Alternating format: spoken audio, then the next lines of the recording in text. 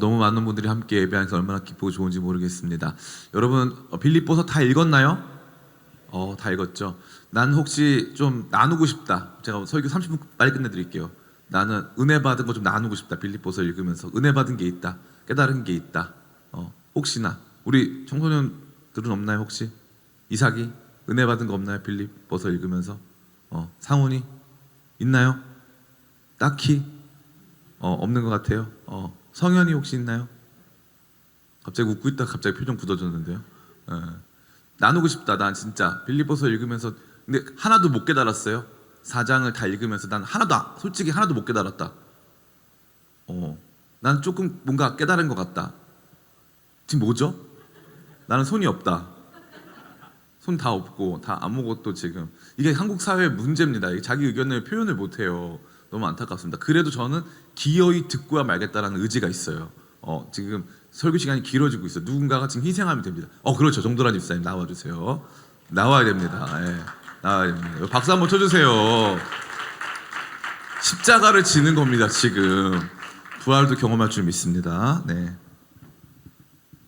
별건 아닌데요. 제가 희생을 저희 첫날에 그 말씀으로 퐁당인가? 네, 그 시간에 이거를 읽고 나눔을 했거든요. 근데 그때 제가 읽으면서 이제 생각한 게 있었는데 이 1장 29절에 이제 그리스도를 위하여 너에게 은혜를 주신 것은 다만 그를 믿을 뿐 아니라 또한 그를 위하여 고난도 받게 하려 하심이라 이 말씀이 있어서 여기까지 읽을 때는 그렇지 내가 예수님과 고난도 받아야지 이러면서 약간 나를 돌아보는 그랬는데 이제 3장에 가니까 이제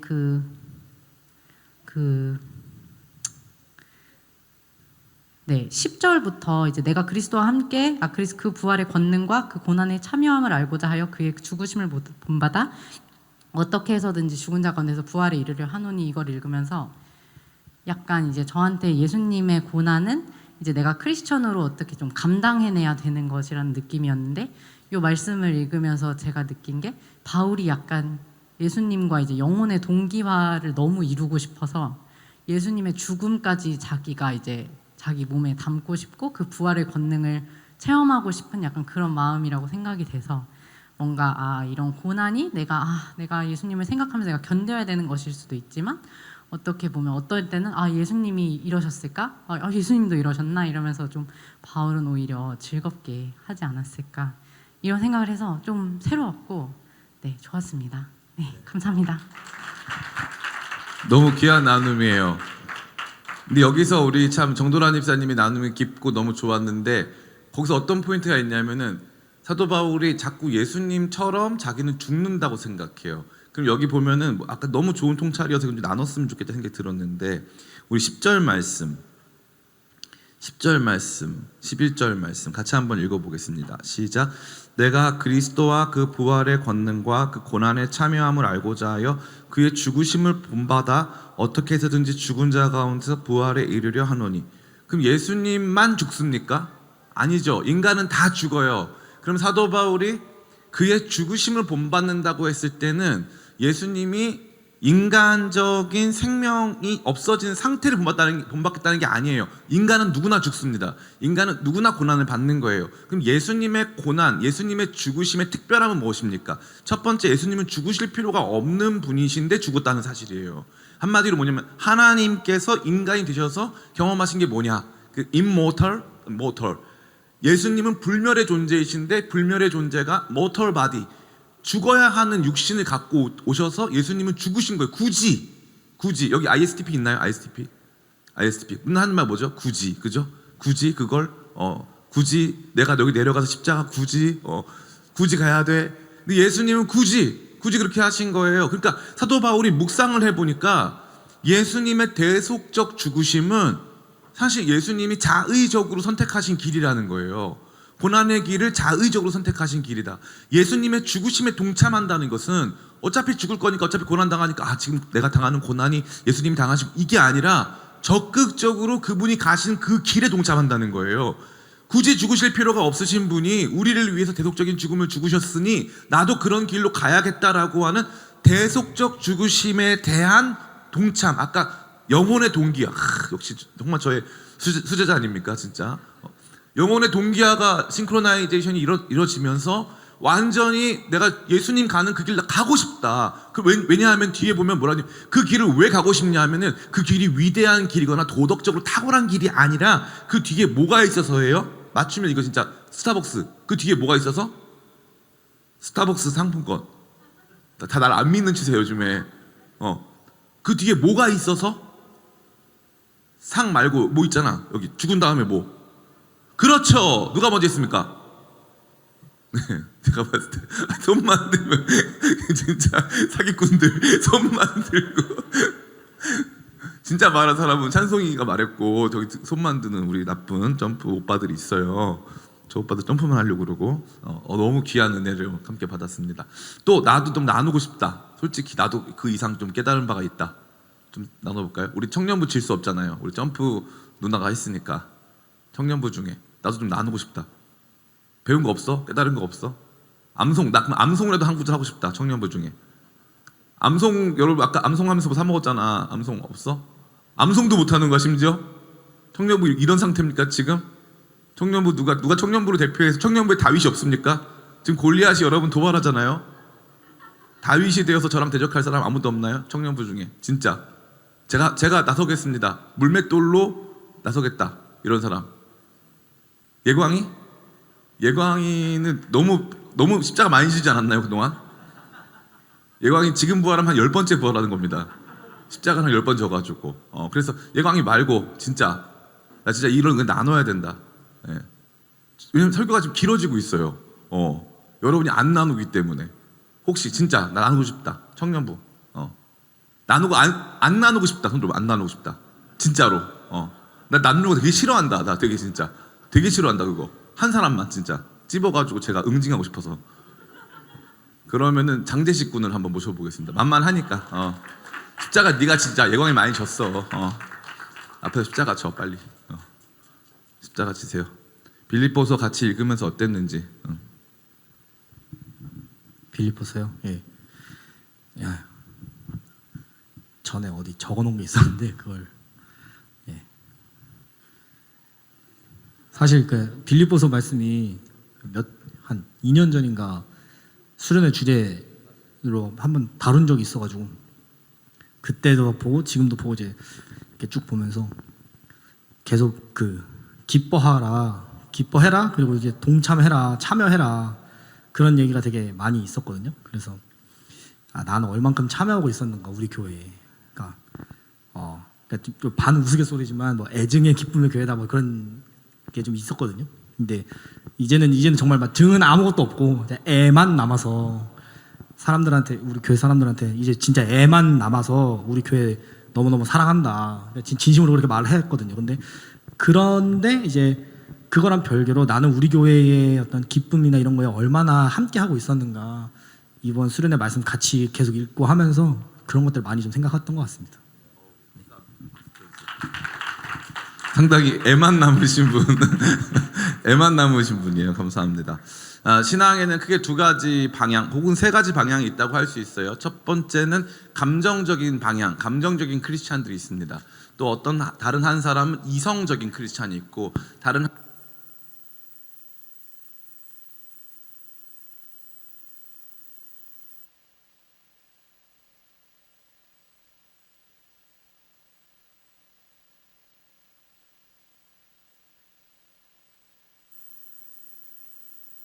은택이 랩하느라고 좀 많이 혹사당하는 느낌이 좀 들어요. 버거워했어 마이크가. 좀 버거워했어. 다시 할게요.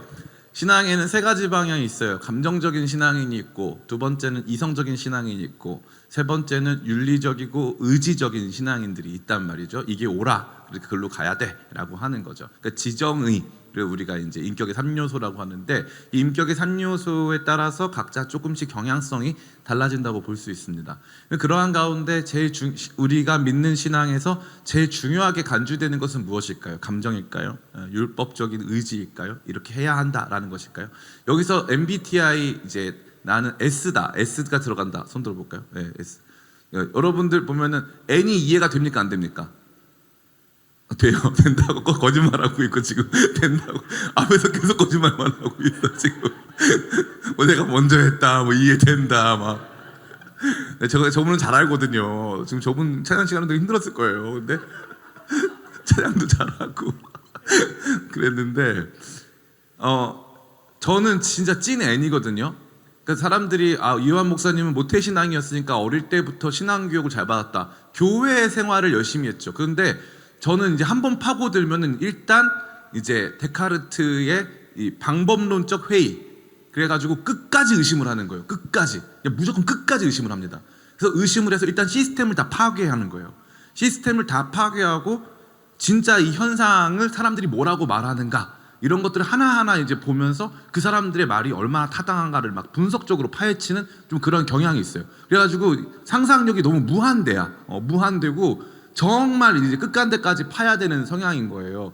그러다 보니까 신앙생활을 감정적으로 하던 젊은 시절, 어린 시절과 비교했을 때 나이를 먹어가면 먹어갈수록 매우 내가 힘들어지더라고요. 신앙생활을 감정적으로 하니까 너무 힘들어지더라고. 그 두 번째는 율법적인, 다시 말해 너 이거 해야 돼. 그럼 저는 한 번도 그런 질문을 안 한 적이 없는데 왜 그렇게 해야 돼? 저는 이게 대답이 안 되면은 잠이 안 와요. 내가 왜 그렇게 해야 되는데, 왜 주일날 교회 나가야 되는데, 왜 크리스마스 때 예배를 왜 드려야 되는데, 도대체 뭐가 기준인데, 이게 해결이 안 되니까 교회 문화에는 익숙해졌지만 내가 진짜 크리스천이 된 지는 사실 얼마 안 된 것 같은 느낌이 들어요. 그 정도로 저는 일단 다 깨부수고 다시 제 걸 쌓지 않으면, 제가 풀어서 제 답으로 얻지 않으면 만족을 못하는 사람이에요. 그러다 보니까 성경을 읽을 때도 이완 목사의 말이 중요하지 않다. 이 성경 말씀이 중요하니까 이 말씀을 좀 제대로 읽어보자라는 타입이고, 그렇게 하지 않으면 나중에 감정이 식고 이 율법적 열심을 최선을 다해봤는데 여러분 도달할 수 없는 그 지점에 도대체 우리에게 주어진 하나님께서 요구하시는 그 뜻, 하나님께서 우리 가운데 주시는 그 마음, 그 의미가 뭐냐, 왜 이렇게 느낄 수밖에 없는 것이고 왜 이렇게 살아야 하는가라고 하는 그 기초는 사실 이성적 신앙에 있다고 할 수 있습니다. 많은 사람들이요, 이 믿음을요 이제 계시의 수납을 하잖아요. 그래서 하나님 말씀하셨으니까 받아들여라. 태초에 빛이 있었다. 태초에 하나님이 천지를 창조했다. 빛이 있으라 하시니 빛이 있었다. 그러니까 우리가 하나님이 창조론을 그냥 받아들이는 것 같잖아요. 근데 진짜 찐 믿음은 뭐냐면요, 따라해볼까요? 이해를 추구하는 믿음. 일단 하나님의 말씀이 선포됐어. 그러면 그게 태초에 하나님이 천지를 창조했다. 태초는 시간. 하나님은 이제 이 아리스토텔레스가 말하는 부동의 동자. 다시 말해서 하나님이 작용 원인인 거예요. 그 다음에 이제 하늘과 땅이라고 되어 있죠. 하늘은 이제 form and matter라고 하는데, 하늘은 이제 형식인 거고 matter는 물질인 거예요. 그 하나님이 형식과 물질도 다 만드셨고 태초에 만드셨대. 시간을 시작하셨고 태초에 모든 것들을 창조하신 분이 하나님이시고 그 하나님이 form and matter. 그래서 이 형식과 물질을 다 만들었다는 거지. 여기서부터 출발하면 그러면 그 다음부터 하나님이 왜 이렇게 만들었을까를 추론해서 계속적으로 알아갈 수 있는 거죠. 그러니까 이게 너무나도 중요한 거예요. 근데 이 기초가 없잖아요. 그러면요 신앙생활이 왔다 갔다 난리도 아니에요. 진짜 왔다 갔다. 그래서 내가 뭘 믿는 건지, 우리가 도대체 뭘 하고자 하는 건지를 모르겠는 거예요. 반대로 역으로 이 이성적 기초, 다시 말해 이해를 추구하는 신앙의 기초가 딱 쌓이잖아요. 감정이 훨씬 폭발적으로 일어나요. 그래서 아까 정도란 집사가 말씀하신 것처럼 예수님과 사도 바울의 영혼의 동기화가 이루어지는데, 그게 좀 이따 살펴보겠지만 사도 바울이 이성적으로 예수님의 존재, 예수님이라고 하는 그 인물이 어떠한 일을 행하셨는가를 가만히 생각해 보니까 이거 너무나도 놀라운 일이라는 걸 발견하고 나도 그 길을 가야 한다라고 하는 위대한 부르심을 경험하게 되는 거예요. 그러니까 이성적인 이해가 없는 상황에서의 감정 굉장히 위험합니다. 굉장히 위험한 거예요. 이해가 없는 수준에서 감정. 나 금사빠다. 솔직히 흔들어봐. 금사빠. 우리 현지 금사빠, 제식이 금사빠, 금사빠. 또 나 금사빠. 소진이 금사빠? 금사빠 아니야? 건필이 금사빠. 건필이는 제가 봤을 때 가장 금사빠입니다. 모태솔로인데 금사빠야. 그래가지고 너무 낭만 끝판왕, 저랑 닮았어요. 굉장히 저의 어렸을 때랑 너무 닮았습니다. 금사빠의 문제가 뭐냐면은 이성이 먼저 작동합니까? 감성이 먼저 작동합니까? 100% 감성이 작동하는 거죠. 일단 그냥 이렇게 뭐라고 할까요? 뇌에서 뭐가 안 나오고 일단 뭐가 척수에서 나오는 거지. 바로 그냥 도파민 바로 분비되는 거야 그냥. 그러니까 제가 보면서 그러면 위험할까 안 위험할까? 위험해요. 근데 위험해서 더 좋죠. 아니야? 그건 아니야. 위험해서 더 짜릿하잖아. 근데 진짜 우리 가운데 그런 사람들이 너무 많아요. 신앙도 도파민 신앙이야. 그래서 일단 막 갑자기 감동되고 찬양하다 보면 너무 뜨거워지면은 막 그냥 다 좋다 이렇게 하는 거지. 너무 안타까운 거예요. 그러다가 어느 순간에 음악이 멈추면, 어느 순간에 정말 춤이 멈추면 그때부터 완전히 냉담하게 나 혼자 덩그러니 남겨진 것 같은 그 차디찬 상황을 마주해야 된다는 거죠. 그러나 이성적으로 확인하기 시작하면 그 다음부터는 이 감성적인 영역이 없다 할지라도 너무 모든 것들이 분명해지고 확실해지는 것을 경험하게 되는 거예요. 그러니까 이 빌립보서를 읽어나갈 때 여러분이 감성의 언어로 읽으면 안 돼요. 사도 바울은 지금 감성적으로 굉장히 충만한 상태인데 너무 재밌게도 자신이 감성적으로 충만한 상태의 원인을 이성적으로 설명해주고 있어요. 이걸 잘 볼 수가 있어야 되는 거예요. 제가 말씀드렸잖아요. 강해 설교는 여러분들에게 이 빌립보서라고 하는 그림을 딱 들이미는 거예요.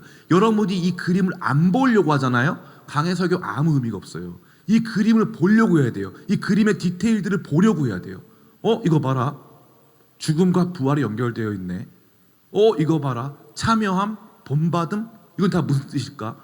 이런 것들을 하나하나 파헤치기 시작하면 우리 가운데 제시된 우리의 모델로서 본받음으로서 제시된 사도 바울이 어떻게 크리스찬이 되었고 이 사람이 크리스찬이 되고 나서 어떤 변화를 겪었는지를 알 수 있고 심지어 아까 말한 영혼의 동기가 이루어지면서 나도 그러고 싶다 혹은 나도 그렇게 되고 있다라는 것을 발견하게 된다는 겁니다. 빌립보서 전체의 주제는 뭐라고 했습니까? 화면 한번 띄워주시겠어요? 한번 띄워주시면 제가 오늘 굉장히 마법사처럼 입고 왔네요. 호그와트에서 방금 온 것 같은 그런 느낌인데요. 여러분들에게 마법을 하나 걸겠습니다. 여러분 오늘 말씀을 누구도 기억하지 못할 거예요. 마법. 자, 빌립보서의 기쁨은 뭡니까? 사람들이 빌립보서의 주제는 기뻐하라 기뻐하라라고 하는데 첫 번째는 현상이 아닌 본질을 깨닫고 체험하는 기쁨이에요. 다시 말해서 기쁨이라는 게 너 왜 기뻐? 그러면 나 모르겠어 그냥 기뻐. 이게 아니라 자세히 생각해 보니까 내가 기뻐해야 될 이유가 있는 거예요. 최초에 나온 기쁨은 무엇이었습니까? 최초에 나온 기쁨은 이거였어요. 나는 감옥에 gat혔는데 사람들이 나 때문에 기독교가 무엇인지에 대해서 엄청난 토론이 오가는 거예요. 그러면서 예수님에 대해서 전파되고 복음이 전파돼. 신기하네. 내 현상 이런 것들이 아니라 예수님에 대해서 사람들이 알게 되네. 이런 것들을 발견하게 되면서 너무 놀라게 되는 거예요. 이 다 마찬가지예요. 우리가 기뻐할 수 없는 상황인데 현상, 다시 말해 기쁨이라고 하는 결과를 야기할 수 있는 현상이 주어지지 않는다 할지라도 충분히 기뻐할 수 있는 근원적이고 본질적인 믿음의 내용이 존재한다. 그걸 발견하지 않으면 기뻐할 수 없다는 거예요. 그 빌립보서는 그러니까 기뻐해라 라고 말하는데 우리는 그냥 기뻐해라. 빌립보서는 그냥 기뻐해라가 아니에요. 그러니까 기뻐해라요. 그러므로 기뻐해라. 그러므로 이것 때문에 기뻐해라. 기뻐해야 될 이유가 있다. 그럼 이유를 찾아야 될 거 아니야. 여러분이 기뻐해야 될 이유, 우리 삶에 주어진 우리 인생의 본질을 찾아야 될 거 아니야. 그러면서부터 진짜 기뻐할 수 있게 된다는 거잖아요. 두 번째는 뭡니까? 한번 읽어볼까요? 시작. 완성이 아닌 과정의 존재로서의 기쁨. 이 말은 뭐냐면요, 사도 바울이 계속 말해주고 있는 내용이 그거예요. 지금 보니까 뭐가 완결된 게 아니야. 뭐가 완성돼서 다. 제가 어저께도 그 빅터 프랭클 그 얘기 드리면서 죽음의 수용소에서라고 하는 그 책을 인용하면서 말씀드렸잖아요. 행복이라는 것은 내가 화살을 쏜 다음에 관역에 딱 10점짜리를 맞았을 때 10점을 딱 맞춘 상태에서만 주어지는 게 아니라는 거예요. 10점을 맞추기 위해서 수고하고 있는 그 과정이 없이는 10점을 맞춘다고 해도 기쁠 수가 없다라는 거죠. 자, 그러면 빌립보서에서 기쁨은 크게 두 가지라고 했어요. 현상이 아닌 본질. 그래서 제가 수포자 얘기하다 말았죠. 수포자들의 특징이 뭐냐 하면은 주관식을 어떻게 한다? 주관식을 찍는다. 주관식 찍을 때 팁이 뭡니까? 몇으로 찍어야 돼요? 그렇죠. 0, 1, 4 그죠? 현지 되게 크게 소리 질러가지고 4번 막 얘기했는데 이게 수포자들의 나름대로의 테크닉인데 근거가 있어요? 없어요? 없어요. 그럼 보세요. 그렇게 하다가 맞을 때가 있어요, 없어요? 그럼 행복해요, 안 행복해요? 행복하죠. 그게 우리가 일반적으로 생각하는 행복의 정의예요.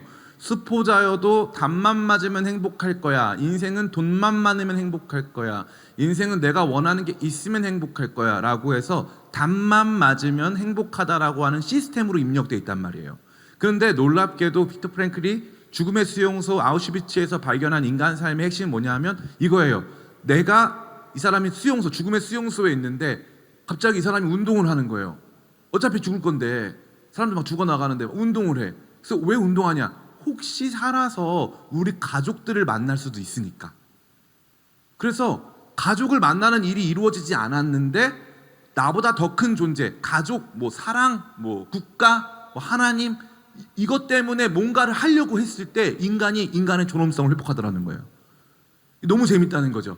그러면서 그 얘기 제가 왜 하냐면은 이런 거예요. 저도 한동안 그래서 우리 때도 수포자들 감사했던 게 식이 필요 없었어요. 그런데 문제가 뭐냐면은 학교 시험에서 갑자기 식을 보겠다는 거야, 선생님들이.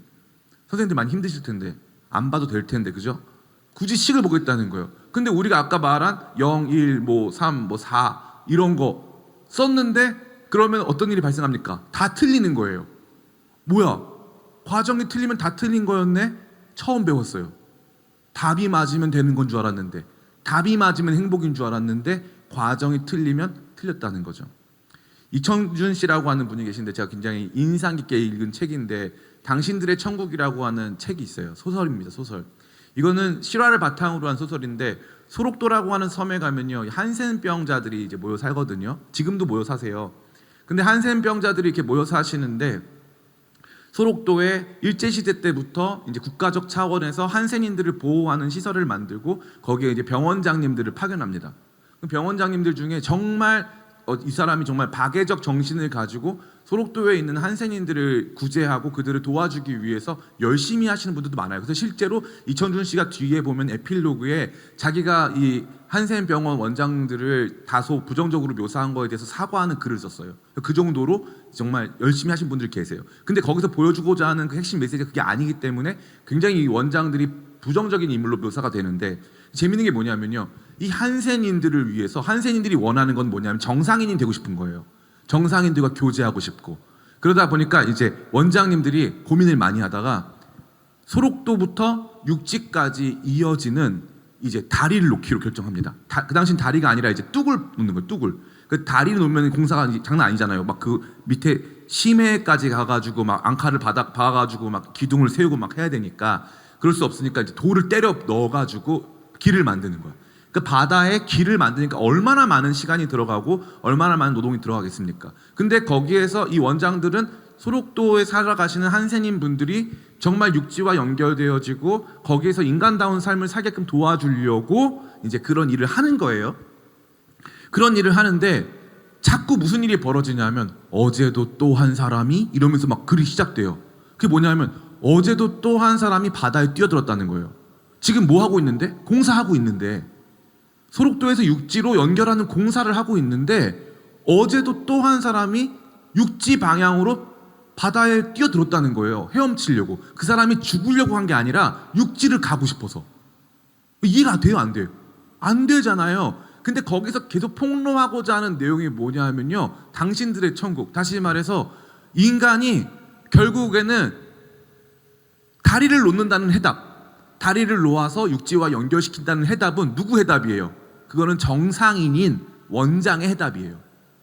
한센인들이 생각하는 진짜 해답은요, 자기들도 답을 모르겠어요. 어떻게 해야 해결될지는 모르겠어요. 그러나 자기들도 뭘 하고 싶은 거예요? 정상인이 되고 싶고 자기들도 세상과 연결되고 싶은 거예요. 그런데 그 다리가 해결책이 된다 안 된다? 한센인들이 느꼈을 때 그 다리가 해결책이 안 된다고 보는 거예요. 이게 진짜 중요한 거예요. 기뻐하라. 빌립보서 기뻐하라고 말하는 거예요. 목사님 기뻐할 일이 있어야 기뻐하죠. 나는 연봉 오르면 기쁠 것 같다. 손 들어볼까? 기쁠 것 같다. 자, 내려볼까요? 나는 그러면은 또 현지 뭐 있으면 기쁠 것 같아요? 남친 있나요? 남친 있으면 기쁠 것 같아요? 너무 슬픈 거 아니야, 너 지금? 남친 있으면 기쁠 것 같다고 생각했는데 남친이 바람 펴. 그러면 지금이 기뻐? 그때가 기뻐? 지금이 기뻐. 너무 웃기죠. 우리는 계속 이렇게 보는 거예요. 빌립보서가 기뻐하라고 한 건요, 무지성적인 기쁨을 말하는 게 아니에요. 이 기쁨의 과정에 동참하지 않으면 빌립보서가 말하고 있는 기쁨을 기뻐할 수도 없고 그 기쁨에 동참할 수도 없는 것입니다. 그래서 현상이 아닌 본질을 깨닫고 체험하는 기쁨, 좀 화면을 띄워주세요. 두 번째는 완성이 아닌 과정의 존재로서의 기쁨이 이 과정에서 꼭 필요하다는 거죠. 우리 같이 말씀 읽어봤으면 좋겠습니다. 이 과정이 정말 적나라하게 나와 있지 않습니까? 12절부터 16절까지 같이 한번 읽어보겠습니다. 시작. 내가 이미 얻었다 함도 아니요 오직 이루었다 함도 아니라 오직 내가 그리스도 예수께 잡힌 바 된 그것을 잡으려고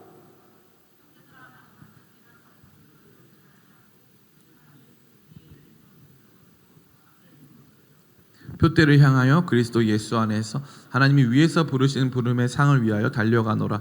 그러므로 누구든지 우리 온전히 이룬 자들은 이렇게 생각할지니 만일 어떤 일에 너희가 달리 생각하면 하나님이 이것도 너에게 나타내시리라. 오직 우리가 어디까지 이뤘든지 그대로 행할 것이라. 여기 굉장히 재밌는 표현이 있는데 이루다라는 표현이 있어요. 이루다. 그죠? 이루다. 12절에도 12절 한번 보여주시겠어요? 12절에 보면요. 온전히 이루었다 함도 아니라 그 다음에 15절 그러므로 누구든지 우리 온전히 이룬 자들은 이렇게 생각할지니 뭐야 아직 안 이루었다면서 그런데 우리 온전히 이룬 자 이젠 나보고 이룬 자래요. 이거 진짜 재밌는 역설이고 진짜 재밌는 긴장이에요. 이 말은 뭐냐면요, 이루려고 하는 이 과정이 사실 우리를 완성하고 있다는 거예요. 이 과정을 갖고 있지 않은 사람, 끊임없이 과정의 존재로 살지 않는 사람은 사실은 과정이 없는 사람이 아니라 아예 이루지 않은 사람이라는 거죠. 그리고 심지어 반대로 과정 중에 있는 사람은 실제로 이룬 사람이라는 거예요. 왜냐하면 이 땅에서는 완전히 이룰 수 있다 없다? 없다. 이 땅에서는 완전히 이룰 수 없다. 그래서 이룸의 과정, 이 과정에 동참하는 사람들이 진짜 이룬 사람들이다 라고 하는 이 역설과 긴장을 보여주고 있는 겁니다. 그래서 이 과정에 동참하지 않으면 안 돼요. 현상이 아니라 본질을 봐야 기뻐할 수 있는 것이고요. 한마디로 이 식을 알아서 제대로 답을 맞춰야지 기뻐하는 거고요. 또 한 가지는 그 과정, 그 식을 맞추려고 하는 그 과정에 참여하지 않고서는 절대 기뻐할 수 없다라고 이 말씀은 강력하게 말하고 있는 거예요. 전 여러분들에게 꼭 말해주고 싶어요. 기독교인이 되세요. 기독교인이 된다는 것은 예수님을 알아가고 진짜 구원받은 사람들이 경험하고 변화되어지고 누리는 것들에 동참하고자 하는 어마어마한 과정, 어마어마한 수고를 수반하는 겁니다. 이거 없이 그냥 나 예수님 믿으니까 기독교인이야 이러니까 욕먹는 거예요. 아무것도 모르고 그냥 기독교인이래. 저는 그게 너무 안타깝게 느껴져요. 아마 전 세계 종교 중에 가장 그 해당 종교인이 되기 쉬운 종교가 있다면 기독교일 거예요. 무슬림 종교 되면은 되게 놀라운 거 있더라고요. 그 옛날 코미디인데 이 예화하지 말까요? 빨리 끝낼까요? 옛날 코미디인데 아내가 죽었어요. 사고로 죽었어요. 그래서 사우디인데 남편이 보고 아내 시신을 좀 확인해 달라고 해가지고 이제 가서 그 의사가 얼굴을 딱 보였더니 남편이 모르겠다는 거예요. 내가 아는 사람이 아닌 것 같대요. 근데 의사 선생님 갑자기 그 이불로 코랑 입을 딱 가리니까 내 아내가 맞다는 거예요. 그게 무슨 말인지 알겠죠? 맨날 이거 부르카 쓰고 다니니까 그제서야 내 아내가 맞다 막 이런 거죠. 여러분 지금 사우디 가도 지금 그렇게 하고 있잖아요. 그렇게 하고 있어요. 거기 가면 라마단 기간도 지켜야 돼요. 우리 뭐 기독교 그런 거 있나요? 기독교 라마단 있나요? 누가 우리 건필이 도파민 금식한다 그랬는데 제 스토리에 좋아요 눌렀잖아요. 고마웠어요. 저는 되게 금식인지 몰랐죠. 도파민 저건지 몰랐어요. 너무 고마웠어요. 기독교인처럼 쉬운 종교는 없어요. 그러다 보니까 쉬워서 여러분들에게 복음이 좀 무가치했나 봐요. 너무 쉬우니까 아무것도 아닌 것처럼 생각하는 거예요. 그러니까 반짝이니까 그냥 똑같이 반짝인다고 생각하는 거죠. 그 재밌게도 요즘에 금값이 금값이잖아요. 근데 만약에 여러분들에게 제가 큐빅 박혀 있는 가짜 금도 주고 진짜 금도 줬어요. 알아볼 수 있어요, 없어요? 없어요. 못 알아봐요. 그런데 여러분이 그걸 가져가서 이게 진짜일까? 이거 진짜 금 맞을까? 알아보는 순간 게임이 달라지겠죠.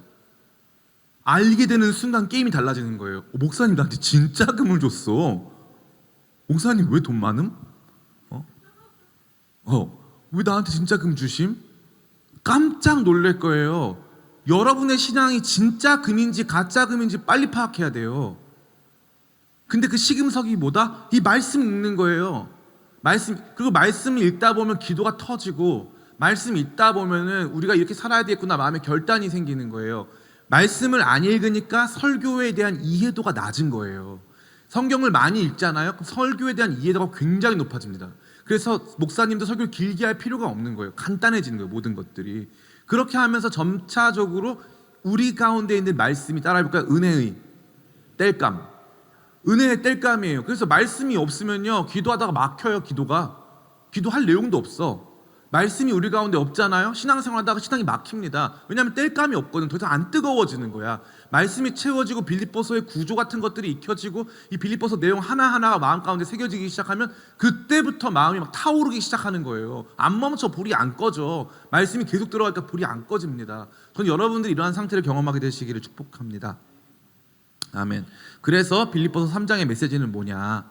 첫 번째, 같이 한번 읽어볼까요? 시작. 이단을 공격함으로 승리함이 아니라 우리가 믿는 바를 체험함으로 승리함. 이거 기가 막힌 거예요. 여러분 신천지 좋아요, 나빠요? 자, 우리 다 같이 이만희 이러면서 막 확인해야 되니까 어쩔 수가 없어요. 한번 하고 가자. 여기서 못하겠는 사람 손 들어. 지금 우리 용서해 줄게. 이만희 씨랑 관계 있는 분 빨리 나와. 빨리. 감사하게 우리 교회는 아직까지 없었어요. 근데 어쨌건 우리는 이 말씀 한번 같이 읽어봅시다. 자, 같이 한번 읽어볼게요. 2절 말씀, 2절 말씀 같이 읽어보겠습니다. 2절 말씀, 3절 말씀 같이 읽습니다. 시작. 개들을 삼가고 행악하는 자들을 삼가고 몸을 상해하는 일을 삼가라. 하나님의 성령으로 봉사하며 그리스도 예수로 자랑하고 육체를 신뢰하지 아니하는 우리가 곧 할례파라. 당시에 할례파 문제가 있다고 했어요. 근데 지금도 있다 없다? 지금도 있다. 할례파 문제는 율법주의, 형식주의 믿음이라고 그랬어요. 율법주의, 형식주의 믿음. 다시 말해서 모든 게 간단해지는 거예요. 오늘날 저에게 만약에 물어보자면 저는 우리 천주교인들을 이단으로까지 보진 않아요. 그러나 천주교인들을 21세기의 할례파 정도로 봐요. 그리고 구약 성경 시대의 북이스라엘 정도로 봅니다. 그래서 우리의 한 형제는 맞지만 심각한 신학적 오류를 가지고 있는 형제님들이시다. 그래서 저분들도 돌아올 거다라고 저는 믿고 있어요. 왜냐하면 북이스라엘도 구원을 받거든요. 그래서 저는 저분들도 돌아올 건데 심각한 신학적 오류를 가지고 계신 분들이 저분들이다. 왜냐하면 천주교 신자들은 정말 많은 율법적인 요구를 받습니다. 예를 들어 천주교에는 이혼이 있을까 없을까?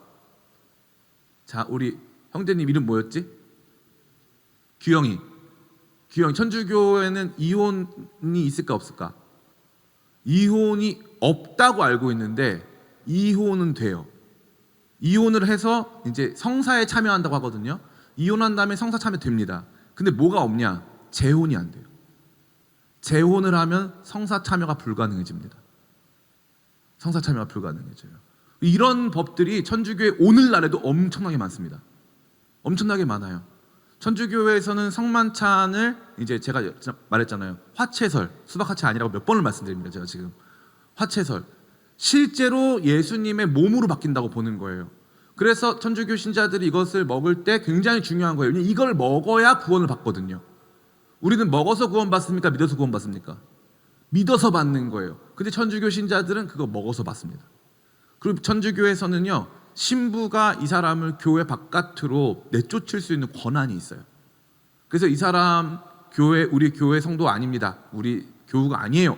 그래서 당신은 이제 출교라고 하는데 출교시킵니다. 근데 다시 들어오기도 해요.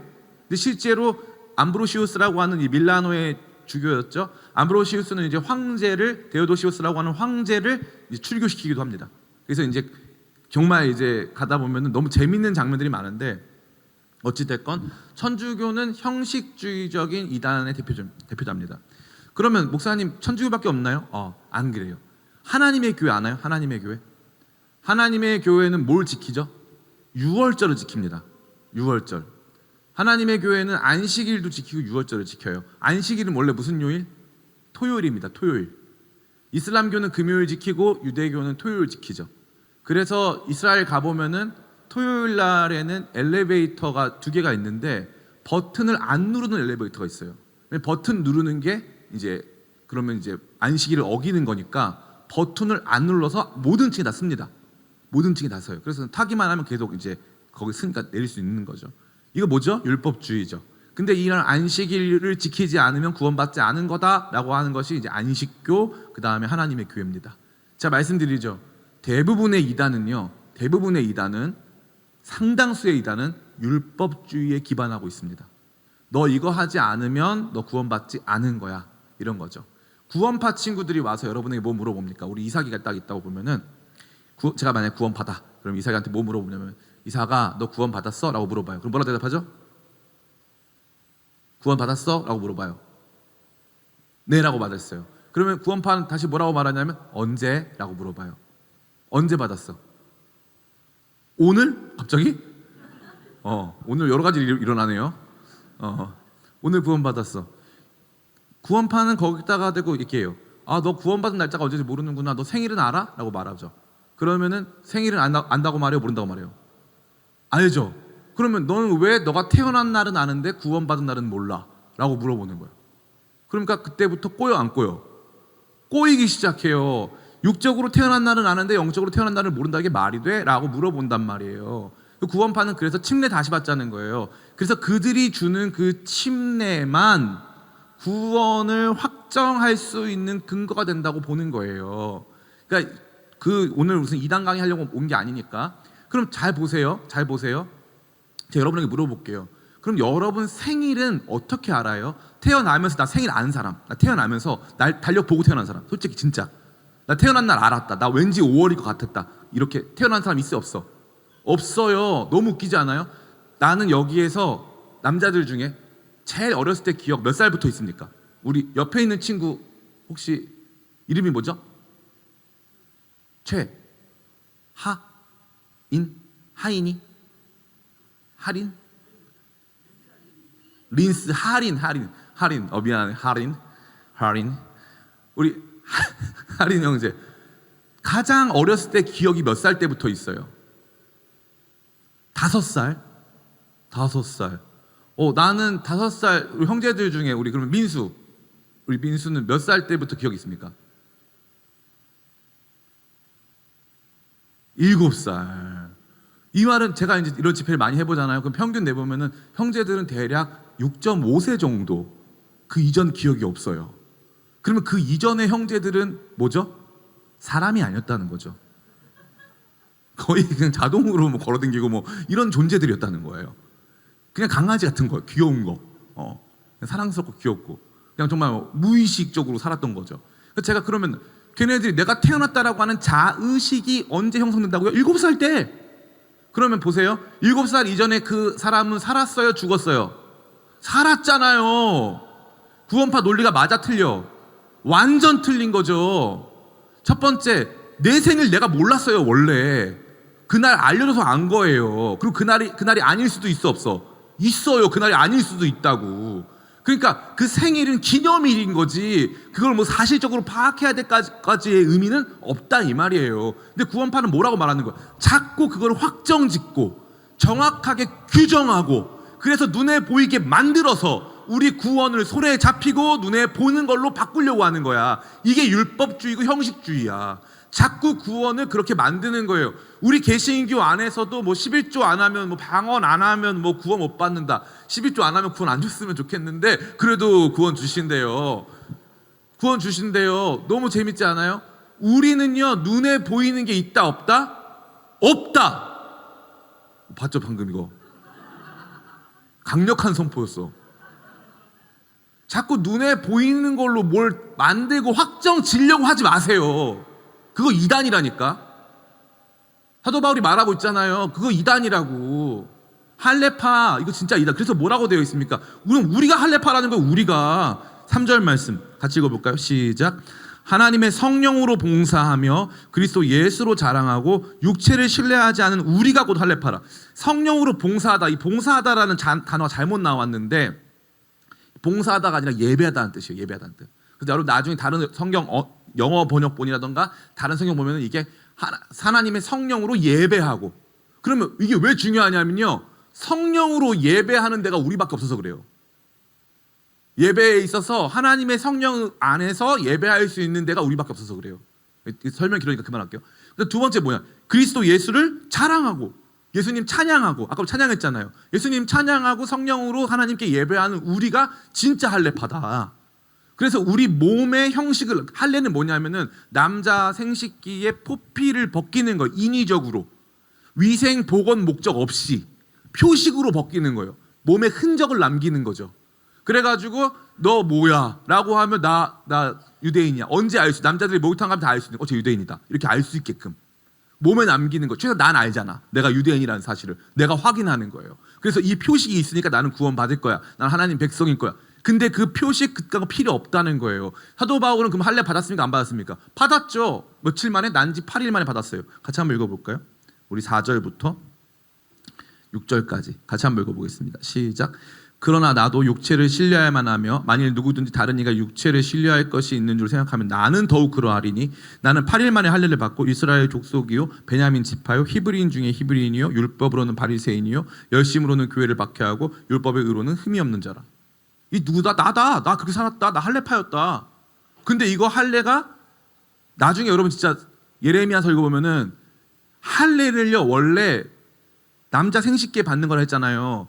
그럼 그 다음에는 할례를 자꾸 마음의 할례라고 바꿔요. 마음의 할례.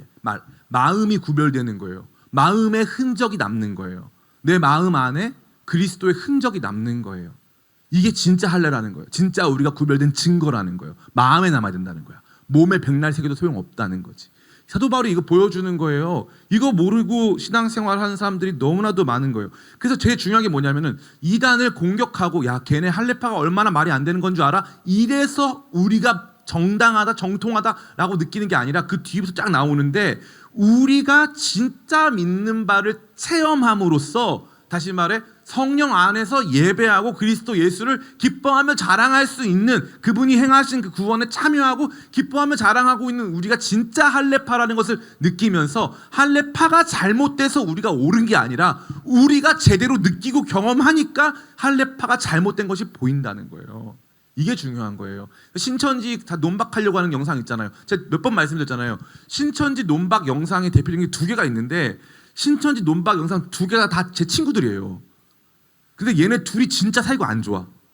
한 명은 이제 종말론 사무소라 그래가지고 코로나 때 그 정말 온갖 TV 다 나와가지고 한 친구인데 윤재덕 소장이라고 정말 저랑 친한데 윤재덕 소장은 진짜 마음에 상처가 있는 게 요한이 형은 자기 절대 안 불러준다. 그래서 상처가 있어요. 그래서 저는 걔 좀 불편합니다.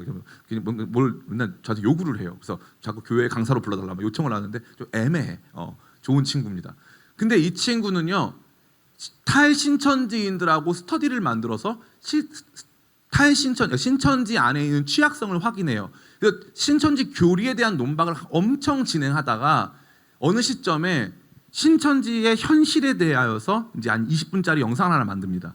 영상을 만들면 그 뷰가 한 15만 뷰가 나왔어요. 근데 그 밑에 신천지인들이 댓글 달기 시작하는 거예요. 처음에는 이제 자기들 신앙을 옹호하는 댓글을 달다가 거기서 이제 신천지 재정이 어떻게 쓰여지고 있으며 왜냐하면 신천지 친구들이 거의 자기 일을 못 하거든요. 그래서 알바를 해가지고 생활을 하는데 알바비의 상당수를 교회에다 내야 돼요. 신천지 교회에다가. 그러니까 얘네들은 이제 돈 벌어 오라고 해놓고 돈 벌 시간을 안 주는 거야. 그래서 어렵게 돈을 벌면은 신천지 교회 다 가져가. 근데 그렇게 이제 1년은 괜찮은데 25세, 30세가 넘어가기 시작하면서부터 현타가 오고 있었는데 그거를 자료로 심지어 내부 자료를 갖고 와가지고 밝혀주는 데가 여기밖에 없는 거야. 그리고 나중에 그 종말론 사무소에서 이 윤재덕 소장이 뭐라고 말하냐면은 신천지인들 여러분 사실 여러분들 지금 굉장히 착취당하고 이용당하고 있다고.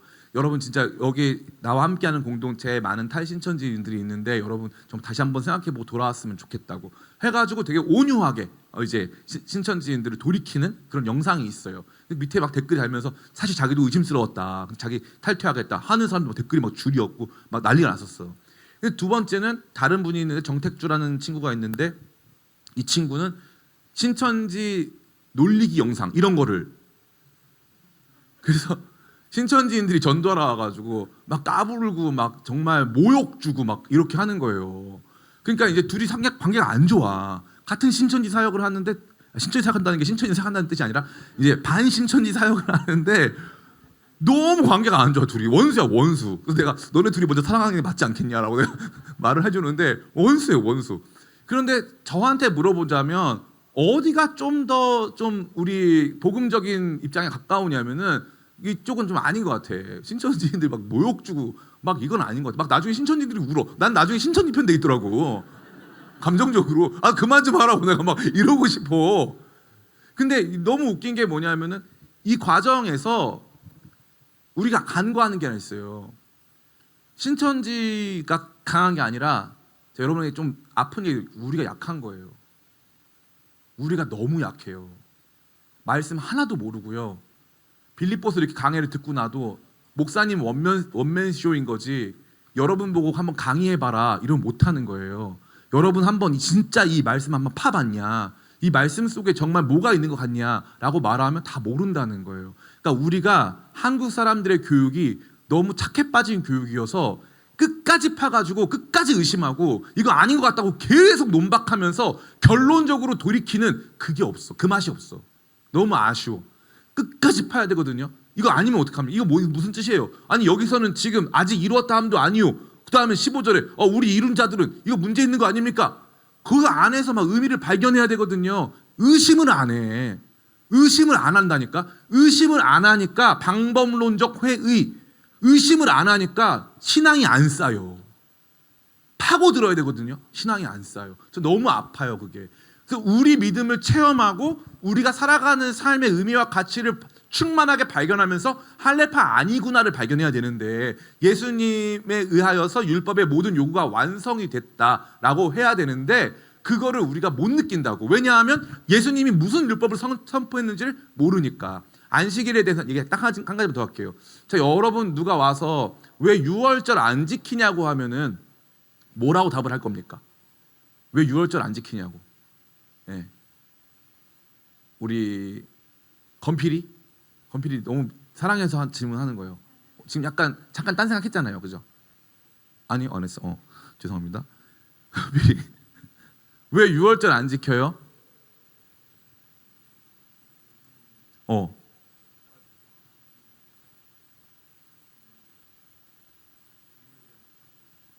박수 한번 쳐주세요.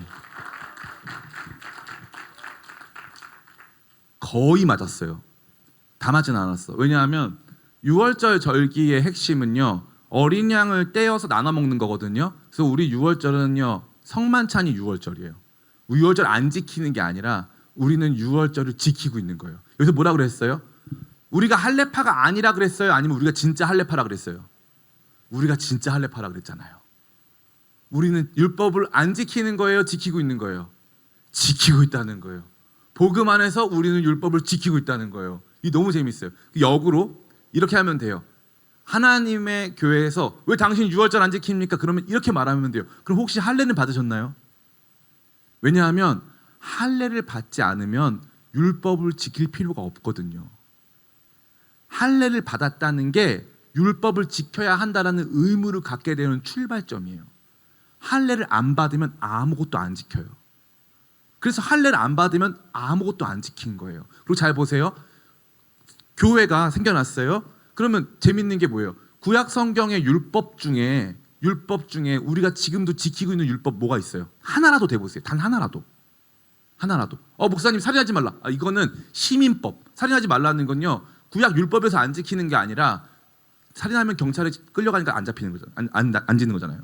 그건 시민법이고 율법이 강제하는 특수한 법안 중에 특수한 이 조문 중에 우리가 지금도 지켜야 하는 거. 자, 예를 들면 돼지 먹으면 됩니까? 안 됩니까? 율법에서 안 돼요. 예, 안 됩니다. 율법에서 돼지 먹으면 안 돼요. 율법에서 선지해장국 먹으면 됩니까? 안 됩니까? 맛있어요. 안 돼요. 왜 먹어? 다 지옥 가야 되는 거 아니에요? 그러면 그죠? 한 번은 생각해 봤어요? 우리는요 율법 조문 중에 지금까지 지키고 있는 조문이 없어요. 없다고요. 구약 율법 조문 중에 지금까지 목사님 11조 있잖아요. 다 보세요. 11조는 율법이에요? 자원해서 드리는 거예요? 자원해서 드리는 거예요. 율법 아니에요.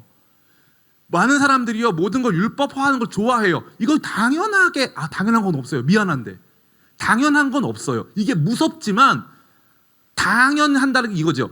우리가 신자로서 당연하게 마땅히 이 정도는 살자, 이건 있어요. 그렇게 사는 것 좋아요. 그러나 이거 안 하면 크리스찬 아니고 이거 안 하면 지옥 가는 건 있다 없다? 없다는 겁니다. 없다는 거예요. 이게 우리 가운데 있는 가장 중요한 내용이에요. 그렇기 때문에 우리는요, 다른 누군가와 우리를 구별하는 과정에 있어서 우리가 뭘 하지 않기 때문이 아니라 우리가 뭘 누리기 때문에 가치가 있다라고 판단을 가져야 돼요. 그런데 이거를 너무 약하단 말이야. 무슨 말을 드리는 겁니까? 할례파 얘기를 하면서 할례파가 뭐가 잘못됐느냐가 중요한 문제가 아니라 하나님의 성령으로 예배하고 그리스도 예수를 자랑하는 우리가 할례파다. 하나님의 성령으로 예배하고 있는가? 그리스도 예수의 구원을 기뻐하고 자랑하고 있는가가 우리가 율법을 지키고 있는가의 표준인 거지, 우리가 너네보다 더 착해, 우리가 너네보다 율법 더 많이 지켜, 이건 의미가 없다라는 겁니다. 그 의미가 없어요. 두 번째, 빌립보서 3장의 메시지 두 번째, 같이 한번 읽어볼까요? 시작. 예수님을 알고 고난 속에서 도리어 부활의 능력을 체험함. 같이 한번 말씀 읽어볼까요? 우리 7절부터 같이 한번 읽어보겠습니다. 7절부터 11절까지 같이 읽습니다. 시작. 그러나 무엇이든지 내게 유익하던 것을 내가 그리스도를 위하여 다 해로 여길 뿐더러 또한 모든 것을 해로 여김은 내 주 그리스도 예수를 아는 지식이 가장 고상하기 때문이라. 내가 그를 위하여 모든 것을 잃어버리고 배설물로 여김은 그리스도를 얻고 그 안에서 발견되려 함이니 내가 가진 의는 율법에서 난 것이 아니요 오직 그리스도를 믿음으로 말미암는 것이니 곧 믿음으로 하나님께로부터 난 의라. 내가 그리스도와 그 부활의 권능과 그 고난의 참여함을 알고자 하여 그의 죽으심을 본받아 어떻게 해서든지 죽은 자 가운데서 부활에 이르려 하노니. 아멘. 이 말씀 보니까 예수님을 아는 것이 가장 고상하다 그랬어요. 가장 surpass, 가장 탁월하다, 가장 높다. 자기 뭔데? 자기 히브리인 중에 히브리인이고 율법의 모든 요구 다 했는데 예수님을 알면 알수록, 예수님을 알면 알수록 이게 예수님을 아는 지식이 가장 높더라는 거예요. 그렇기 때문에 자기는 다른 모든 것들을 배설물처럼 여겼다는 거예요. 배설물처럼. 여기 말이 좋아서 배설물이지 원어는 배설물 아니고 똥으로 돼 있잖아요. 똥. 다른 거 다 똥이더라. 내가 히브리인으로 살면서 유대교의 열심을 가지고 율법 지킨 거 다 똥이더라. 별거 아니더라. 그리스도 예수를 아는 게 진짜 최고더라. 예수님을 아는 지식에 대하여서 오늘날은 제가 조심스럽게 말씀드리고 싶은 거는 반지성 사회가 도래한 것 같아요. 그래서 본격적으로 우리가 이제 기쁨의 교회 원래 화요 아카데미를 하면은 이제 마크 존스라는 분이 계신데 이제 그리스도를 아는 지식이라는 책이 있어요. 그걸 가지고 우리 권사님들까지 다 같이 마크 존스의 그리스도를 아는 지식을 가지고 정독을 하면서 한 주에 한 챕터씩 우리가 돌파하면서 그렇게 하면서 우리 교회가 왔던 거예요.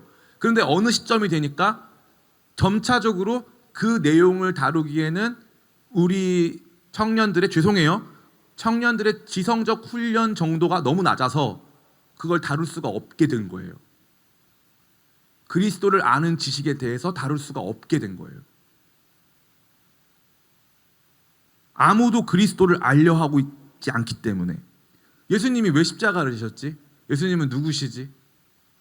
예수님은 왜 이 땅 가운데 오셨지? 이것에 대해서 면밀히 파헤치고 이래서 오신 거구나라고 자기 것으로 만들려고 하는 사람이 너무 없으니까 점차적으로 우리가 다루고자 하는 내용의 기초적인 부분만 다룰 뿐 더 심화된 내용을 다룰 수가 없는 지경에 이르게 됐다는 겁니다. 이건 기쁨의 교회만의 문제가 아니에요. 오늘날에는요, 목소리가 크면 의견이 수용되어지는 시대예요. 그걸 뭐라고 하냐면요, 옛날에 중요한 사람은 렉처러였어요. 렉처러. 그래서 강연자가 중요했어요. 혹은 프로페서. 프로페서들은 뭐가 있죠? 프로페션이 있죠. 그 사람 전문성이 있단 말이에요. 그리고 권위가 있단 말이에요. 오서리티가 있단 말이에요. 오서, 저자들, 권위가 있단 말이에요. 지금은 뭐예요? 인플루언서. 영향만 주면 되는 거예요. 아마 제가 감히 말씀드리는데 오늘 여러분 한번 투표해 보세요. 이요한 목사님이 설교하는 것 A, 차은우가 오늘 아침에 신학 배워서 설교하는 것, 여러분 어떤 거 듣겠습니까? 그 실제로 정말 진짜 말씀드리고 실제로 제가 이런 오랜 기간 동안의 신학적 준비를 가지고 설교를 할 때보다 오늘 아침에 은혜 받은 차은우가 설교할 때 조회수가 폭발적으로 오르고 사람들이 엄청난 변화를 경험할 거예요. 저는 실제로 그걸 보니까요. 실제로. 이 시대는요, 인플루언서의 시대예요. 누가 나한테 영향을 주면 되는 거예요. 그 영향이 무슨 의미인지는 중요하지 않아요. 영향만 받으면 되는 거예요. 깊이 있는 어떤 이 지적인 논의에 참여하고 싶지 않은 거예요. 저 너무 안타까워요. 사도 바울이 뭐라고 말했습니까? 여러분 이거 이해나 되세요? 이거 여러분들 진짜 여러분에게 아멘 되십니까? 아까 우리 은퇴가 아멘 많이 하자고 했는데 그리스도 예수를 아는 지식이 가장 고상하기 때문이라 내가 그를 위하여 모든 것을 잃어버리고 배설물로 여기면 그리스도를 얻고 예수님이 너무 고상하다는 거예요. 근데 이건요 하루아침에 얻게 되는 게 아니에요. 그냥 단순 아멘이 아니라 진짜 저와 같이 다 까부쓰고 이게 진짜 맞나에 대해서 끊임없이 고민하고 나 교회 옮겨야 되나? 신앙 버려야 되나? 막 이런 막 정말 치열한 이 과정을 거쳐가지고 그리스도 예수를 아는 지식에 도달하기 시작하면 그때부터 정말 게임이 달라지는 거예요. 저는 원래 진짜 저 찐 인프피 아니에요. 찐 인프피. 저는 훈련받은 티예요. 원래는요 제가 신학교 강의 제일 무서웠던 게 뭐냐면은 제가 다른 공부는 잘했는데 수학이랑 논리학, 철학이 약했단 말이에요. 근데 신학교를 가니까 그 당시가 120학점인가 140학점인가인데 20몇 학점인 필수가 철학이야. 자신이 없는 거야 내가 이 철학 과목을 다 들을 수 있을까? 근데 우리 학교가 너무 무서운 게 철학에 너무 진심이에요. 그래서 애들이 20몇 학점만 수료하면 되는데 다 30학점을 들어. 난리가 철학 클래스는 정말 난리가 납니다. 너무 자신이 없는 거야. 거기서 엄청나게 공부를 열심히 했어요. 나만 열심히 한 게 아니라 정말 다 열심히 했어. 저랑 뭐 김지연 목사님 이런 그룹들은 그 신구원 교수님이라고 계신데 그분 수업 정말 앞자리 도맡아서 해가지고 정말 최선을 다해서 들었던 것 같아. 그 세대예요 우리가. 그런데 그때 그 과정을 돌파하면서 제가 알게 된 거죠. 야 이게 대박이네. 기독교가 철학 중에 철학이네. 기독교가 진짜 세계관이었네. 이거를 제가 깨닫게 되면서부터 이때부터는 누구와 어떤 대화를 나눠도 제 마음에 이 확신이 바뀌질 않는 거예요. 그리스도를 아는 지식이 가장 고상합니다. 예수님이 가장 탁월해요. 그래서 예수님에 대해서 묵상하면 묵상할수록 너무 아름다워요. 너무 아름다워. 너무 멋있어. 이거가 여러분께 돼야 돼요. 아무리 제가 백날 말해도 소용없습니다. 오늘 이 밤에 이것이 여러분의 것이 되기를 축복합니다. 아멘. 아멘이 예뻤어요. 방금 아멘. 굉장히 예쁜 아멘이었어. 자, 세 번째. 같이 한번 읽어볼까? 시작. 우리를 부르신 고차원적인 목표를 향한 과정이 있음을 자각함. 아까 설명드린 바와 같이 그래서 예수님을 알아가는 과정을 통해서 이 사람이 뭘 하려고 하냐면요. 예수님의 고난에 동참해가지고 예수님의 부활을 경험하기를 원해요. 잘 보세요. 빌립보서 2장에 그는 근본 하나님의 본체시나 하나님과 스스로 동등됨을 취할 것을 여기지 아니하시고 자기를 비워 종의 형체를 가져 죽기까지 복종하셨으니 그 십자가에 죽으심이라. 이러므로 하나님께서 그를 지극히 높여 모든 이름 위에 뛰어난 이름을 주셨으니라고 되어 있죠. 예수님의 죽으심과 부활이라고 하는 이 맥락이 표현되어 있는 거예요. 근데 이게 지금 2장에서 그리스도 예수의 마음과 관련된 그 내용을 설명하는 내용이 이제 3장에서는 나도 그 예수님처럼 주님께서 원하시는 그 길을 걸어가다가 그것이 십자가라 할지라도 죽음이라 할지라도 그 길의 끝까지 가다가 그 예수님의 능력의 부활에 참여하고 싶다는 거예요. 나 진짜 그 역전을 경험하고 싶다는 거예요. 그게 지금 사도 바울이 가지고 있는 강력한 열망이라는 것입니다. 근데 그 강력한 열망은 어떤 것이냐? 이 고차원적 기쁨을 향한 끊임없는 과정이라는 겁니다. 과정. 같이 한번 읽어보겠습니다. 우리 12절부터 11절부터 우리 16절까지 같이 읽습니다. 시작. 어떻게 해서든지 죽은 자 가운데서 부활에 이르려 하노니 내가 이미 얻었다 함도 아니요 온전히 이루었다 함도 아니라 오직 내가 그리스도 예수께 잡힌 바 된 그것을 잡으려고 달려가노라. 형제들아 나는 아직 내가 잡은 줄로 여기지 아니하고 오직 한 일 즉 뒤에 있는 것은 잊어버리고 앞에 있는 것을 잡으려고 표대를 향하여 그리스도 예수 안에서 하나님이 위에서 부르신 부름의 상을 위하여 달려가노라. 그러므로 누구든지 우리 온전히 이룬 자들은 이렇게 생각할지니 만일 어떤 일에 너희가 달리 생각하면 하나님이 이것도 너희에게 나타내시리라. 아멘. 여기 보니까 달려가겠대. 자꾸 달려간다는 게 뭐예요? 뭘 보고 예수님을 보고 달려간다는 거야. 예수님의 부활하심에 동참하고자 하는 달려감이에요. 그 부르심인 거예요. 바울아 내가 너에게 이 부활의 능력을 보여주길 원해. 근데 그 과정이 고난의 과정이야, 어려움의 과정이야. 그럼에도 불구하고 포기하지 말고 이 길을 가야 해라고 하는 딱 지상 명령, 뭔가 내가 살아야 하는 삶의 목적이 주어졌다는 거죠.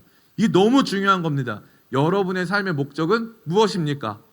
좋은 직장에 가는 거, 결혼하는 거, 행복한 삶을 사는 거, 그게 여러분의 삶의 목적일 때가 많이 있죠. 근데 그리스도인들의 삶의 목적은 그렇지 않다는 거예요. 하나님께서 위에서 부르신 부름의 상을 위하여서 나아간다는 거죠. 정말 중요한 내용이 아닐 수 없습니다. 어떤 사람이 그 얘기하더라고요. 선교 왜 가냐고. 선교사님들 그 2004년에 이제 김선일 씨라고 하는 분이 이제 이라크에 가가지고 순교를 합니다. 그 당시에 이제 이라크에서 이제 순교를 하실 때 그 이슬람 무장 단체에서 영상을 아예 올렸어요. 그 영상 내용이 뭐냐면은 심지어 그분 참수하는 영상이었어요. 김선일 씨가 살려달라고 빌고 이제 이라크에 있는 이슬람 무장 단체가 이제 그분 김선일 씨를 참수하는 영상이 공개가 됐죠. 그러면서 사람들이 다 그랬어요. 왜 가가지고 저 고생을 하고 누가 시켰냐, 저 개죽음 아니냐, 막 그랬단 말이죠. 그리고 나서 이제 그분이 속해 있던 선교 단체에서 그 김선일 씨가 살아 있을 때 이렇게 수련회 가 있는 영상을 올렸어요. 그래서 김선일이라고 하는 그 청년이 너는 꿈이 뭐야 그랬더니 자기는 선교사가 되고 싶다고 이렇게 나누는 그 내용이더라고요. 그거 보면서 마음이 굉장히 무거웠어요. 아, 선교의 길이라는 게 이렇게 쉽지가 않구나. 아프가니스탄 선교사님이신 천민찬 선교사님이랑 같이 이제 얘기를 하다가 선교사님하고 저는 이란에 관심 많아요. 이란은 인구가 8천만인데 지금 빠르게 복음화가 진행되고 있어요. 인구 8천만 중에 200만 명 이상이 크리스찬이고 지금 너무나도 많은 교회가 생기고 있습니다. 이란은요, 아예 나라 이름이요 이슬람 국가예요. 예. 이슬람 국가라고 되어 있어요. 그래서 헌법도 이슬람 법으로 샤리아법으로 되어 있습니다. 그게 이란이에요. 근데 이란에 복음이 엄청 빠르게 전파되고 있고 이러한 사람들이 한국을 너무 좋아하고 또 이란에 정말 많은 청소년 어린이들이 있어요. 그래서 제가 선교사님하고 그 얘기하면서 이제 아프가니스탄 바로 밑이 이란이니까 제가 이제 선교사님한테 선교사님 제가 이란 사역에 좀 관심이 있다. 그랬더니 선교사님 갑자기 막 울어요. 울면서 이란 너무 소중한 땅인데 본인이 이제 선교 그런 사역을 하다가 선교 정책을 세웠는데 그 정책 때문에 한 팀이 순교를 했대요. 한 팀 전체가 9명인가가 한 번에 순교를 했대요. 그래서 지금 선교사님은 캐나다에 계시고 캐나다 이제 OM 선교회 소속이신데 그것 때문에 잠을 못 주무시는 거예요. 선교사님이 우울증이 와가지고. 선교의 길이라는 건 너무 어려운 길이더라고요. 장난으로 접근할 수 있는 길이 아니야. 그냥 구호를 외쳐서 되는 길이 아니더라는 거예요. 그러면 이 길을 왜 가냐? 이게 중요한 거 아닐까? 이게 왜 가냐? 저 반대 논리를 가지고 여러분 말씀을 드려볼게요.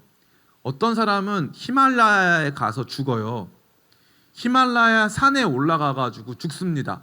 나라에서 보낸 것도 아니고 히말라야에 올라가가지고 특별히 가져와야 할 무언가가 있는 것도 아니에요.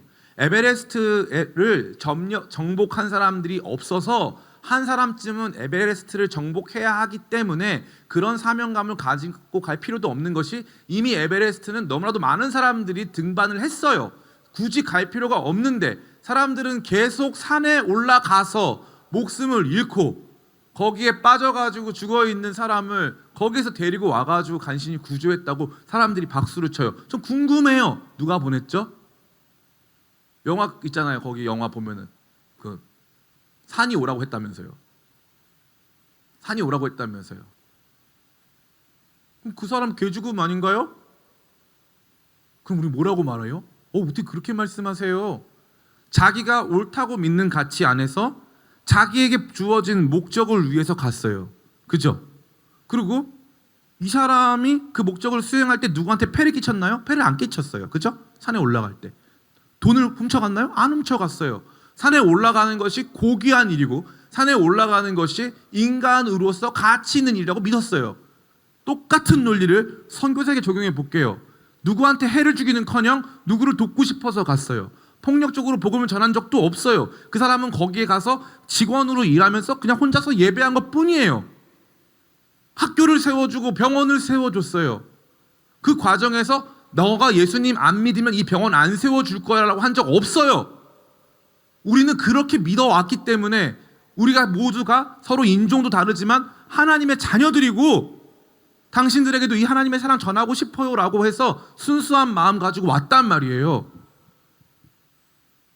두 사람의 죽음이 뭐가 달라야 하는데요? 뭐가 달라야 하는데요? 전 너무 마음이 아픈 거예요. 오늘날 우리 그리스도인들은요, 메타 내러티브가 없어요. 다시 말해서 우리가 살아야 할 더 근원적이고 더 고차원적인 삶의 목표가 제시되지 않는다는 거예요. 오늘날은요, ISTJ의 세상이에요. 내향적이고 그 다음에 S니까 상상력이 제한되고, 제가 역시 ISTJ 기분 나빠하지 마시고, 제가 과거에 비해서 그렇다는 거예요. 기분 나빴다 하면 어쩔 수 없죠. 근데 모든 것이 다 설명이 돼야 되는데 심지어 다 내 계획 안에 있어요. 내 통제 안에 다 있어야 되는 거예요. 근데 그러면 뭐가 없냐? N, 상상력이 없어요. F, 마음 가운데 느껴지는 감동은 존재하지 않아요. P, 내 통제 바깥에서 이루어지고 있는 또 다른 중요한 통제, 내 삶을 이끌어 가시는 하나님의 이끄심은 존재할 수 없는 거예요. 저는 이게 너무 마음이 아파요. 너무 마음이 아파. 그래서 나를 부르시는 주님, 함께 이 길을 걸어가자, 복음의 길을 걸어가자, 복음의 수고를 함께하자, 고난받자. 제일 안타까운 게 뭐냐면 이 빌립보서 얘기를 하면요, 사람들이 은혜 받는 포인트가 뭐냐면, 맞아, 나도 힘든데, 나도 내 인생이 감옥이야. 감옥에서도 기뻐하래. 기뻐해 봐야지. 아니에요. 사도 바울은 감옥에 왜 갇혔죠? 누구 때려서? 누구 돈 훔쳐서? 아니요. 복음 전하다가 감옥 간 거예요. 그럼 여러분에게 뭐 하라는 거예요? 여러분도 복음 전하라고요. 여러분도 그 정도 수고는 감내하시라고요. 그러면서 고난을 받을 때 부활에 참여할 수 있다고 말해주는 거예요. 그래서 복음에 참여한 너희들아 기뻐하라고 되어 있잖아요. 너가 첫날부터 복음에 참여한 자 됐다고 말하고 있잖아요. 그러니까 이 빌립보서 핵심은 복음에 참여하라는 거예요. 그 구원의 길에 동참해라. 복음의 길에 동참해라. 그렇게 하다 보면 고난 받을 거다. 직장에서 여러분 크리스찬이라는 거 알면 사람들이 놀릴 거다. 사람들이 여러분 조롱할 거다. 그리고 고난에 동참해라. 직장에서 힘들지만 아침에 가서 드리는 예배 있으면 가가지고 직장을 위해서 기도하고 상사들을 위해서 기도해라. 사람들이 뭐라고 하겠지만 이게 옳다고 믿어서 그 일들을 해나가 봐라. 그러면 거기서 점차적으로 고난이 생길 거다. 그런데 그때 뭘 경험할 수 있다? 그 고난에 동참하기 때문에 부활에 동참할 수 있다 이 말이에요. 그래서 기뻐할 수 있다고요.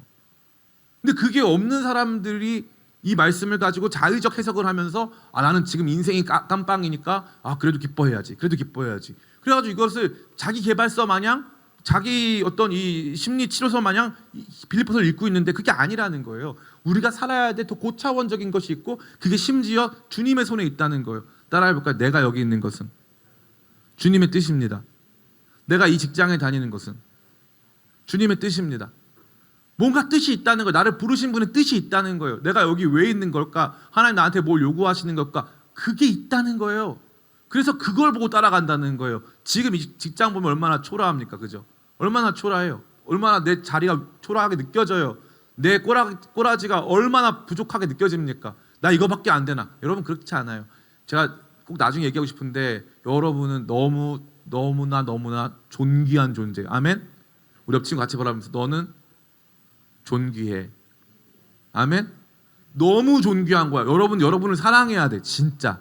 여러분 정말 여러분 자신을 사랑해야 돼. 여러분 너무 존귀한 사람들이에요.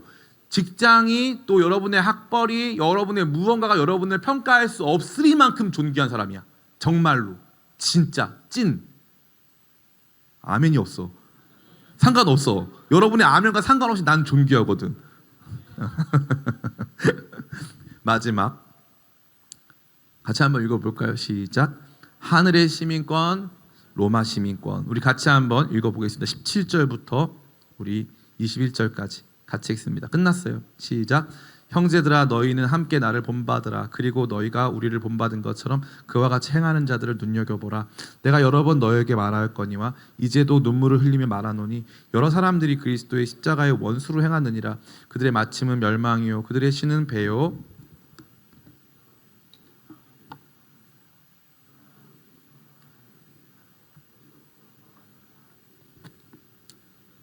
그는 만물을 자기에게 복종하게 하실 수 있는 자의 역사로 우리 낮은 몸을 자기의 영광의 몸의 형체와 같이 변하게 하시리라. 아멘. 감옥에 있으면서 그는 많은 것들을 묵상합니다. 특별히 그는 또 로마 시민권자지만 로마에 처음 와봤어요. 처음 와서 로마 시민권자로서 로마 시민이 이 법률적인 이 과정을 겪으면서 시민권에 대한 아마 생각도 많이 했을 것 같아요. 그러한 과정에서 그는 빌립보 교회 성도들의 다수가 로마 시민권자들입니다. 그들에게 말하는 거예요. 형제들아, 너 우리의 시민권이 여기 있지 않다. 우리의 시민권은 하늘에 있다라고 본격적으로 말하고 있는 거죠. 이게 굉장히 중요한 거예요. 신앙을 땅의 문제로 만들려고 하는 사람들이 많아요. 물론 신앙 안에서 땅의 문제가 해결함을 받습니다. 그러나 신앙의 문제는 궁극적으로 하늘의 문제예요. 하늘의 시민권. 하늘의 시민권이 있다는 거죠. 이거 정말 중요한 내용이 아닐 수 없는 겁니다. 여러분들이 만약에 미국에 갔어요. 미국에 가서 이제 우리나라랑 미국이랑 축구 시합을 하는데 미국에 살아요. 근데 여러분이 한국 시민이야. 그러면은 미국에 살지만 한국을 응원합니까? 안 합니까? 뭐 안 할 수도 있죠. 저희 형이 이제 이탈리아에서 잠깐 유학을 했는데 그때가 2002년이었어요. 밀라노에서 유학을 하는데 그때 한국이랑 이탈리아랑 16강전을 했대요. 그래서 그걸 보려면은 이제 거기에 이제 가가지고 바에서 봐야 되는데 형이 갔는데 한국 사람은 자기랑 자기 친구밖에 없고 전원 다 이탈리아 사람이더라는 거예요. 근데 그 경기장을 보는데 이겼는데 좋아할 수가 없더래. 너무 무서워서 빠르게 도망쳐 나왔대. 안정환 골 넣자마자 바로 나왔다 하더라고.